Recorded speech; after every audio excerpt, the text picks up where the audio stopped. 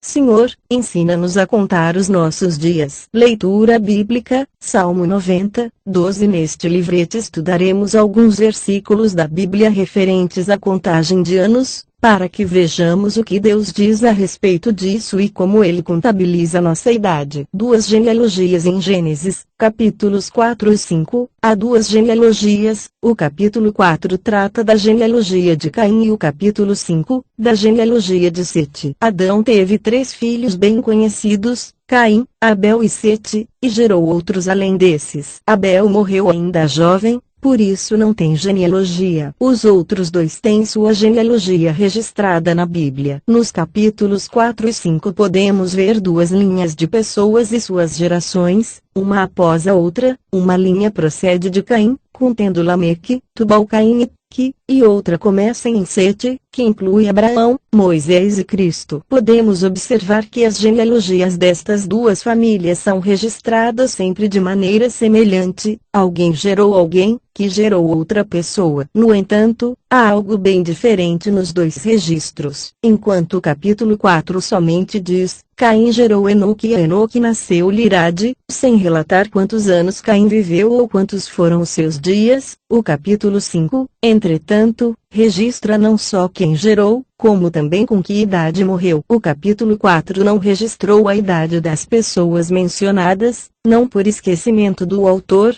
mas o capítulo 5 fez claramente quem gerou quem, com que idade, quantos anos viveu depois disso e, ainda, o total dos anos que viveu na terra. Adão também foi colocado no capítulo 5 como tendo vivido 930 anos. De Adão a Sete, deste até Noé, o registro foi feito dessa forma clara. Essa é a grande diferença dos registros nos 2 capítulos. Qual é a razão dessa diferença? É porque aos olhos de Deus Caim não tem anos a serem contabilizados. Talvez ele tenha se casado aos 50 anos, gerado filhos aos 60 e falecido com 600 anos, porém Deus não os considerou, simplesmente os ignorou. Aos olhos de Deus este homem nunca viveu, mesmo enquanto vivia, ele estava morto. Por isso, somente seu nascimento foi registrado, que equivale à morte, e não sua morte. Já que, para Deus, ele não viveu, então não tem números para contabilizar e, também não morreu. Que tipo de pessoa essas do capítulo 4 representam? Representam todos os que não nasceram de novo, os que estão mortos em Adão, os que não têm vida eterna, portanto não tem contagem de anos. As do capítulo 5, por sua vez, representam os que estão em Cristo. O significado do nome Sete é substituto, porque Abel morrera e Sete veio para substituí-lo. Por essa razão representam os que nasceram de novo, os que têm anos contabilizáveis. Mudar o mês. Outro versículo relacionado a esse assunto é Êxodo 12, 2,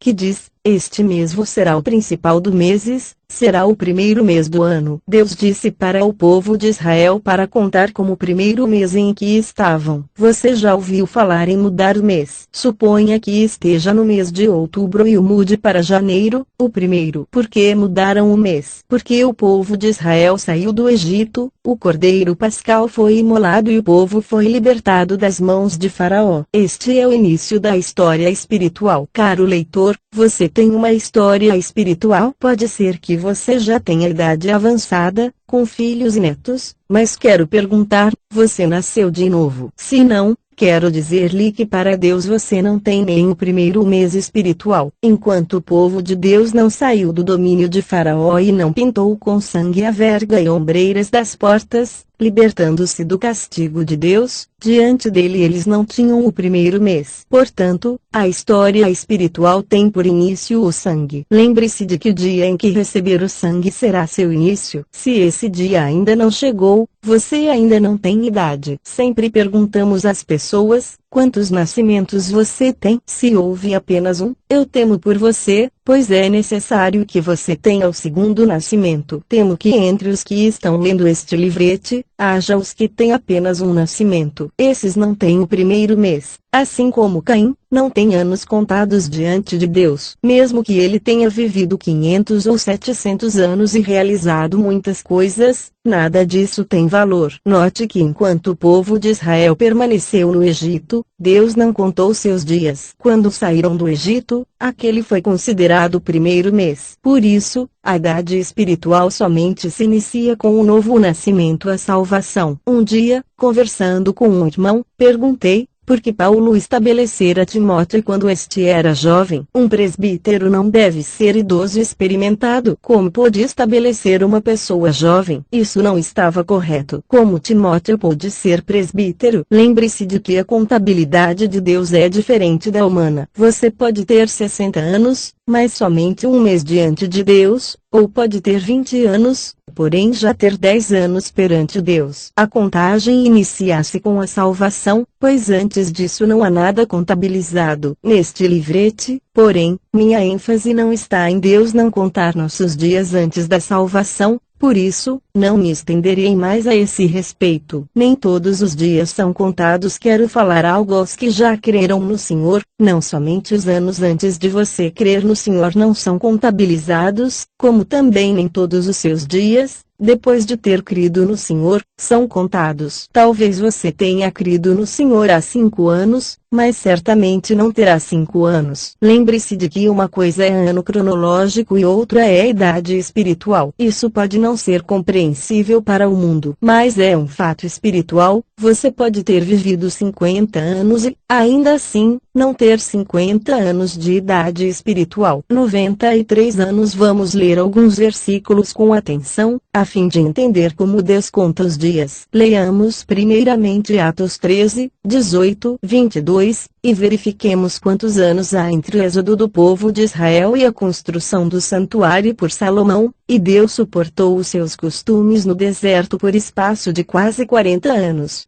E, depois disto, por quase 450 anos, lhes deu juízes, e Deus lhes deu por 40 anos, a Saul. Quando este foi retirado, lhes levantou como rei a Davi por 40 anos. 1 Cr 29, 27 VRC. Pergunto, quantos anos somam? 40 mais 450 somam 490 anos, mais 2 vezes 40 anos resultam em 570 anos, somando-se mais 3 anos do reinado de Salomão até a construção do santuário, totalizam 573 anos. Portanto, desde o êxodo até o início do 4º ano do reinado de Salomão, somam-se 573 anos. Leia agora Rei 6, 1. No ano 480, depois de saírem os filhos de Israel do Egito, Salomão, no ano 4º de seu reinado sobre Israel, no mês de Ziv, este é o mês segundo, começou a edificar a casa do Senhor. Aqui são mencionados 480 anos e não 573 anos. Estão faltando muitos anos. A diferença é de 93 anos. Se o registro de Atos estiver correto, então, o de Reis deve estar errado. Como pode haver diferença tão grande? Ambos começam a contagem no Êxodo e terminam na construção do santuário, portanto, deve haver erro em um dos registros ou em ambos. Mas, na verdade, nenhum deles está errado. Ocorre que em um dos registros há a aplicação do princípio espiritual de que falamos. Vejamos em Atos, os 40 anos no deserto após o Êxodo estão corretos, os 40 anos de Saul também e os 40 anos de Davi também estão certos. Começou-se a construção do templo no início do 4º ano do reinado de Salomão, portanto temos mais 3 anos. Todos estes anos estão corretos, pois foram anos em que os judeus dominavam. Entretanto, na época dos juízes, o povo de Israel foi levado cativo várias vezes. Vejamos agora, então, por quantos anos eles perderam o domínio da nação. Juízes 3, 8 registra, a ira do Senhor se acendeu contra Israel, e ele os entregou nas mãos de Cusã-Risataim, rei da Mesopotâmia, e os filhos de Israel serviram a Cusã-Risataim 8 anos. Essa foi a primeira vez que perderam a nação, e durou 8 anos. A segunda vez está registrada no versículo 14 do mesmo capítulo, os filhos de Israel serviram a Egrom, rei dos Moabitas, 18 anos, e em 4, 2, 3 lemos, entregou-os o Senhor nas mãos de Jabim, rei de Canaã, que reinava em Azor. Císer era o comandante de seu exército, o qual, então, habitava em Arosete e Agoim. Clamaram os filhos de Israel ao Senhor, porquanto Jabim tinha 900 carros de ferro e, por 20 anos, oprimia duramente os filhos de Israel. Esta pode ser considerada a terceira vez, pois no meio do povo de Israel não havia juízes, e estavam eles totalmente sob as mãos dos gentios. Em 6, um a outro registro, fizeram os filhos de Israel o que era mal perante o Senhor, por isso, o Senhor os entregou nas mãos dos midianitas por 7 anos. Essa foi a quarta vez, e durou 7 anos. Há ainda o registro do último cativeiro em 13,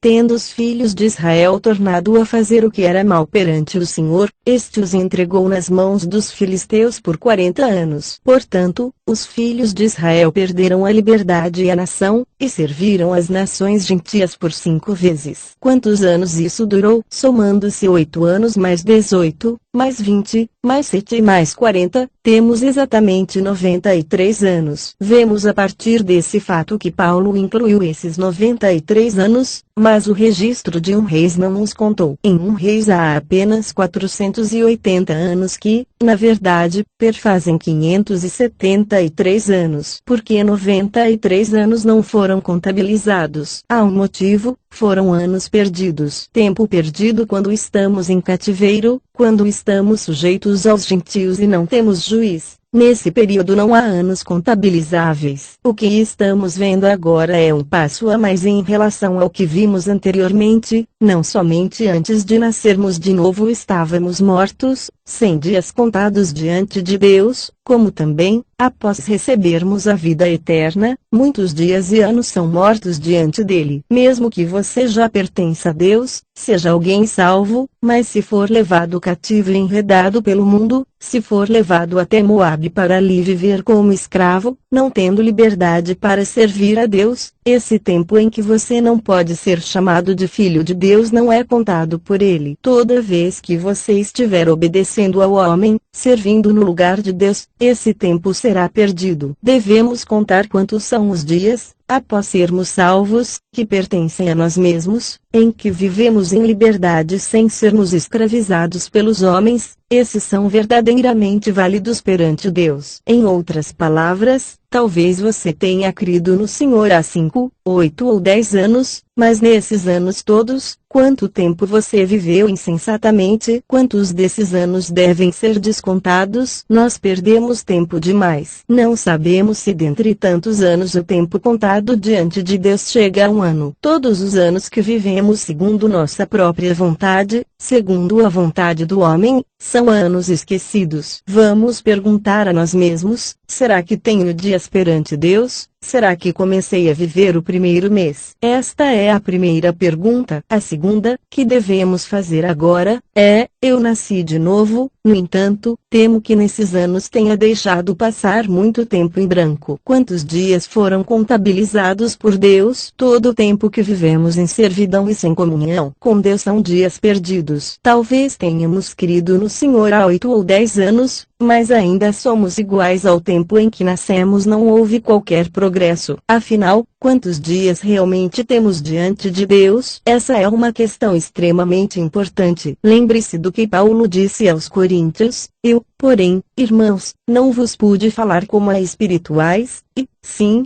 como a carnais, como a crianças em Cristo. Leite vos dei a beber, não vos dei alimento sólido, porque não podíeis suportá-lo. Nem ainda agora podeis, porque ainda sois carnais. Essa afirmação significa que eles perderam muitos dias. Eram como uma criança velha, velhos na idade, mas ainda crianças. Deveriam ter crescido, e não cresceram. Perderam muitos anos, pois deveriam ser como um varão forte, trilhando impávidos o caminho, alimentando-se de alimento sólido. Entretanto, viveram tantos anos em vão, como carnais. No tocante a andar no caminho da obediência ao Senhor, a confiar em Deus, já deveriam ser experimentados a ponto de ensinar a outros, porém, Até então, eles mesmos não tinham conhecimento. Por isso, o apóstolo Paulo disse que, mesmo depois de nascermos de novo, muitos dos nossos anos podem não ser contados e continuarmos crianças. Desocupados, vamos recordar-nos da parábola dos trabalhadores na vinha. O Senhor saiu várias vezes para procurar trabalhadores. Saindo pela terceira hora, viu outros que estavam ociosos na praça, e disse-lhes: Ide vós também para a vinha. Ocioso é estar parado, sem fazer nada. O Senhor quer que você trabalhe. Quando ele saiu à hora 11ª, ou seja, entre 4 e 5 da tarde, ele viu que havia mais pessoas paradas e disse-lhes: Por que estivestes aqui ociosos o dia todo? Que significa essa passagem? Nós sabemos que é uma parábola, dizendo-nos que Deus tem uma esfera, um limite determinado de trabalho, a vinha. Todos os que estão do lado de fora são ociosos. Não importa o que você esteja fazendo lá, o simples fato de estar do lado de fora significa que você está ocioso. Você pode ter sido presidente da República por muitos anos, ou um professor durante anos, ou tem sido um bom pai de família por algumas dezenas de anos, ou uma boa mãe por anos, ou tem sido um bom pastor, mestre ou missionário por toda a vida, ou tenha dedicado sua vida a trabalhar afanosamente pela igreja, pelo evangelho, pela expansão do reino, ou fez muitas coisas na sociedade, mas aos olhos de Deus você é ociosa. Será que uma pessoa assim está realmente ociosa, sem fazer coisa alguma? Não. De modo geral, as pessoas no mundo estão trabalhando. Algumas trabalham pelo pão, pelas vestes e demais necessidades, outras, por serem ricas, talvez não precisem trabalhar por suas necessidades, mas estão ocupadas divertindo-se. Por isso, alguns pelo prazer da comida, outros pelos divertimentos, todos estão ocupados. Mesmo entre os que creram no Senhor, muitos são fervorosos em trabalhar para Ele. A quem, então, Deus se referiu como ociosos? Para Ele, todos os que trabalham fora da vinha são desocupados. Toda obra, atividade e labor fora da vontade de Deus são vãos. Provavelmente, você esteja extremamente ocupado com uma obra espiritual, mas Deus irá dizer-lhe com toda a calma: por que você está tão ociosos? As obras fora da vinha não são minhas. Por esse motivo, aos olhos de Deus, você está muito desocupado, pois somente aquilo que está dentro da vinha é de Deus. O problema todo é se a obra veio realmente de Deus e se vai para Ele. Se for fora da vontade de Deus, todos os anos gastos não são contabilizados por Ele. Foi isso que o Senhor disse aos da hora 11ª. Porque estivestes aqui ociosos o dia todo? Provavelmente há quem tenha vivido toda a vida dezenas de anos que não foram contados, pois o dia todo refere-se à vida toda. Portanto, leitor, isso não quer dizer que todos devem demitir-se do emprego para pregar a palavra, pois Deus não ordenou que fizéssemos isso. O mais importante é que cada um de nós, não importa o que façamos, saiba que a posição em que está é circunflexo realmente de acordo com o propósito de Deus. Tudo fazemos visando ao propósito de Deus e em tudo, seja a vinha nosso centro. Na vinha há trabalho de todas as formas, não são todos iguais. Provavelmente, alguns cavem a terra, outros semeiem e outros cortem. Não importa o que se faça, desde que seja para a vinha. Certo trabalho pode ser sujo, como manusear adubo, outro é mais limpo como colher uvas. Por isso, não pense: se eu fosse igual àquela pessoa, aí, sim, estaria fazendo a obra de Deus, ou preciso fazer aquele tipo de trabalho, aquele, sim, é válido. Não é assim. Tudo o que você fizer na vinha será válido. Permita-me perguntar, talvez você tenha sido salvo há 3, 5, 50 ou 60 anos. Mas, afinal, quantos desses anos você gastou para Deus? Quanto esforço e dinheiro você dedicou a Deus? É certo que deva trabalhar,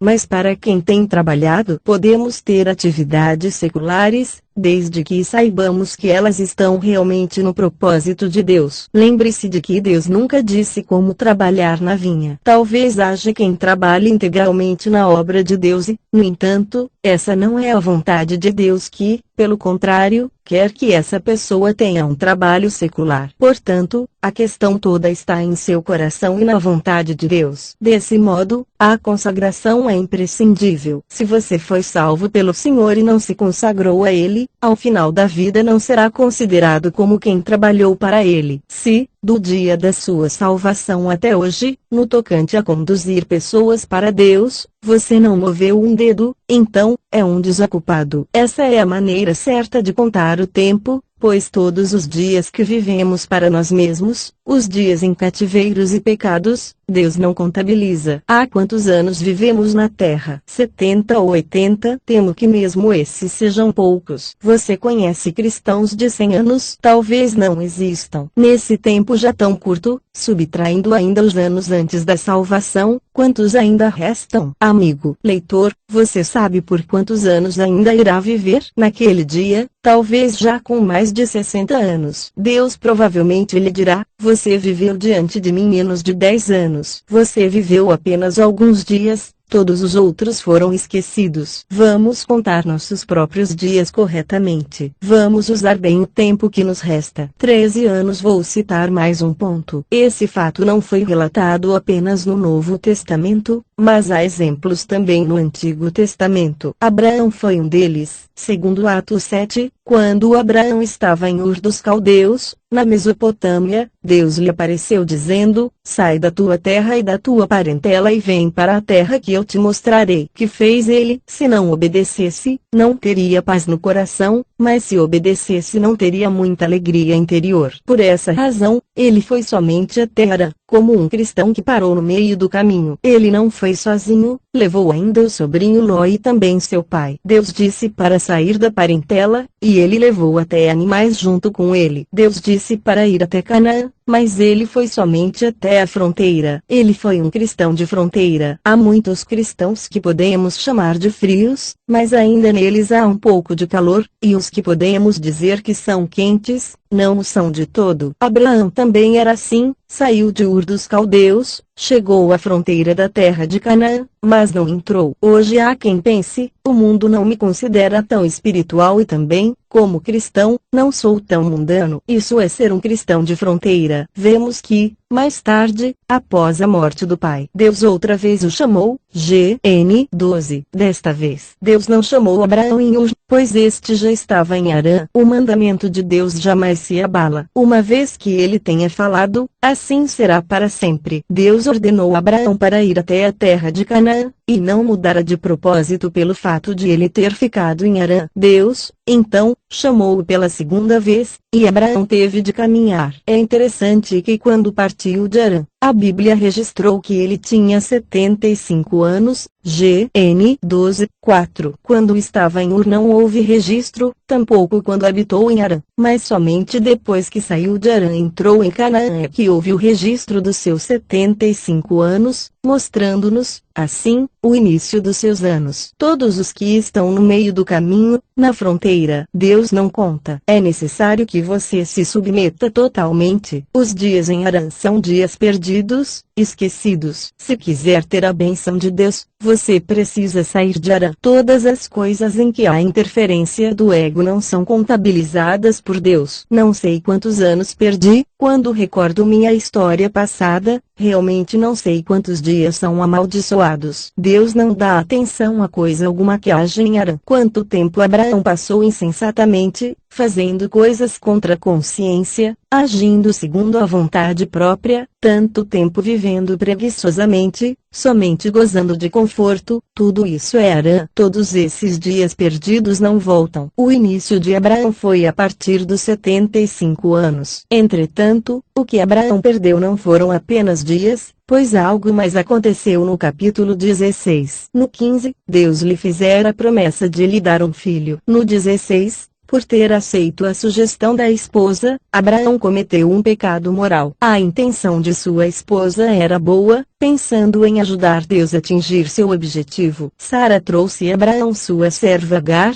a qual, posteriormente, nasceu um filho, obtido pela força da carne e não dado por Deus. Por esse motivo, no fim do capítulo 16 foi registrado que Abraão tinha 86 anos e, maravilhosamente, logo no primeiro versículo do capítulo 17, diz-se que tinha 99 anos. Houve um lapso de 13 anos. Nesses 13 anos não foi registrado nenhum acontecimento, não se viu sequer um altar, o que Abraão fazia frequentemente, não houve aparição de Deus, nenhuma nova revelação nem qualquer nova promessa. Aqueles foram os dias em que Ismael crescia. Que cada um de nós guarde firmemente isto: tudo o que se fizer segundo a própria vontade e segundo a carne não é válido para Deus, e se perderá. Na segunda vez em que apareceu Abraão, Deus contou sua idade a partir de 99 anos. Os 13 anos que se passaram nesse ínterim, Abraão os viveu em vão, foram esquecidos por Deus, perdidos e não contabilizados. Perguntemo-nos, nesses anos tivemos novas experiências, nova luz na palavra, novas mensagens. Nestes anos houve alguma pessoa que tenha sido salva por nossas mãos? Temos genuinamente ajudado alguém? Nestes muitos anos, será que conhecemos mais a Deus? Obtivemos nova convicção quanto à promessa de Deus? Temos tido nova consagração para Deus? Tem havido, para mim, um novo altar? Lembre-se de que, se essas coisas não têm acontecido, esses foram anos perdidos. Uma irmã bastante idosa, certa vez, disse, para mim, um cristão deve usar um dia como um dia. Essa é a forma de ganhar galardão. Muitas vezes, mesmo juntando 10 dos nossos dias, ainda assim não dão nenhum dia. Se vivermos cada dia adequadamente, tudo estará bem. Lembre-se de que isso é para ser praticado dia a dia, e não pode ser negligenciado. Se desde a manhã até a noite vivermos confusamente, em desobediência e em pecados, agindo segundo nossa própria vontade, esse tempo, na visão de Deus, é gasto em vão. Nós desperdiçamos nossos dias, o que é uma pena. Porque Deus registrou o fato de Abraão ter 99 anos. Abraão foi circuncidado naquele ano, pois chegara o momento de receber a circuncisão. Como consequência, no ano seguinte nasceu-lhe Isaque. O significado da circuncisão é o eliminar da carne. Portanto, enquanto não eliminarmos o ego e tudo o que pertence à carne, os dias não são contados. Por essa razão é que os dias de Abraão começaram a ser contados novamente a partir dos 99 anos, quando recebeu a circuncisão. Hoje existem muitos cristãos que são desleixados, não dando a devida importância ao seu viver. Mas vamos, a partir de hoje, eliminar tudo o que é da carne e colocar tudo sobre o altar, para não mais perder tempo. Todo aquele que já foi salvo pelo Senhor, que já tem a vida divina, comece a contar seus dias diante de Deus, ganhando com diligência todo o tempo. E verdade que todos aguardamos ansiosamente a vinda do Senhor, porém, se ele tardar, vamos ter de contar dia após dia. Não permita que, passados 50 anos, você tenha desperdiçado 49. Pensemos em todos os anos que se passaram insensatamente, e não desperdicemos o tempo que ainda nos resta, cuja duração não conhecemos. Por isso, despertemo-nos. Atentemos para o exemplo de Abraão, tantos anos perdidos. Como seria bom se tal fato não tivesse acontecido. 11 dias ou 38 anos. Outro ponto significativo é a respeito da jornada dos filhos de Israel no deserto. Recordemos que o povo de Israel gastou, no total, 2 anos do Egito até Cádiz, conforme registrado de Êxodo 12 e a Números 13. Naquela ocasião, por não terem crido em Deus, não entraram em Canaã, e somente depois de terem caminhado por outros 38 anos é que entraram na boa terra. Por isso, quando deveriam levar apenas 2 anos, gastaram 38 anos. A partir do Monte Horebe deram uma volta enorme, voltando ao mesmo lugar. Vemos em Deuteronômio 1:2,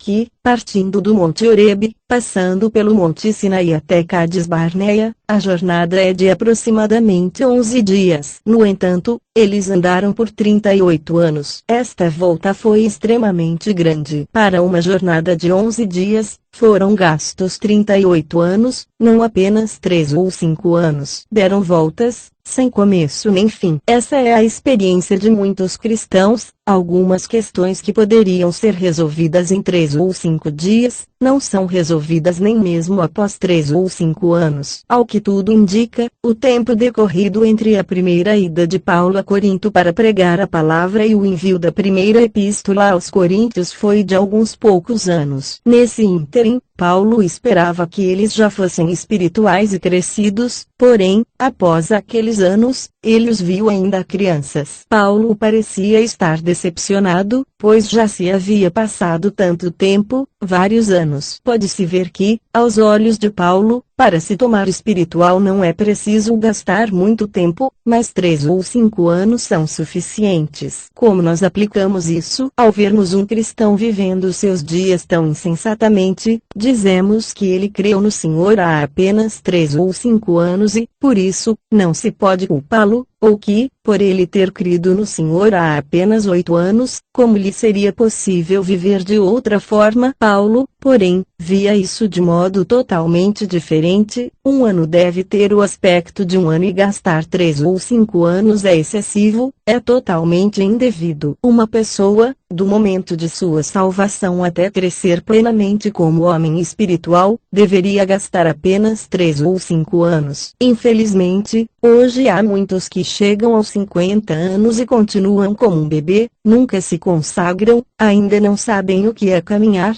o que é buscar a vontade de Deus ou ter comunhão com Ele, ainda não podem ajudar outros, não leem a Bíblia, ainda não aprenderam como obter a luz e como se agarrarem à promessa de Deus. Muitos despenderam 38 anos numa jornada de apenas 11 dias. Todos esses anos são esquecidos e perdidos. Toda vez que penso nisso, sinto uma tristeza insuportável. Mas dou graças a Deus, pois no meio dessa decepção, Ele me deu um conforto. Em Joel 2:25, lemos: restituir-vos-ei os anos que foram consumidos pelo gafanhoto migrador, pelo destruidor e pelo cortador, o meu grande exército que enviei contra vós outros. Graças a Deus, Ele tem meios para nos restituir os anos devorados. Se você tiver 60 anos e perdeu em vão 30 ou 40 deles, provavelmente dirá: que farei? Então não tenho mais oportunidade, pois não sei quantos anos mais ainda viverei. Os anos mais fortes foram devorados por Satanás, e os anos perdidos não voltarão, pois já não há tempo. 2 testemunhos. Um famoso político inglês, Gladstone, primeiro-ministro britânico, 1868-1894, em sua velhice, disse a um missionário: você ainda é jovem, eu o incentivo a sair do país para pregar a palavra. Eu, infelizmente, já estou velho. Embora tenha sido um personagem importante no palco da política, tenha sido como uma coluna, tenha gasto tanta força e tempo pela Inglaterra, ainda assim sentia dores no coração pelo tempo que passou. E como se ele tivesse dito: se eu tivesse 3 vidas, viveria todas elas para pregar a palavra de Deus. Hoje já estou impossibilitado, pois o melhor tempo, o mais forte, foi consumido. Por isso, aconselho a correr pelo Senhor e por seu Evangelho. Houve uma jovem que, por causa de pecado, contraiu tuberculose. Foi internada e ficou quase à morte. Havia também um servo de Deus idoso que lhe foi pregar a palavra, exortando-o a confessar os pecados, a arrepender-se e receber Jesus como seu Salvador, uma vez que o Senhor Jesus já carregara todos os pecados dela. No início, ela achava difícil que o Senhor perdoasse uma pecadora como ela. Porém, finalmente, ela aceitou o Senhor, foi salva e ficou muito alegre, com muita paz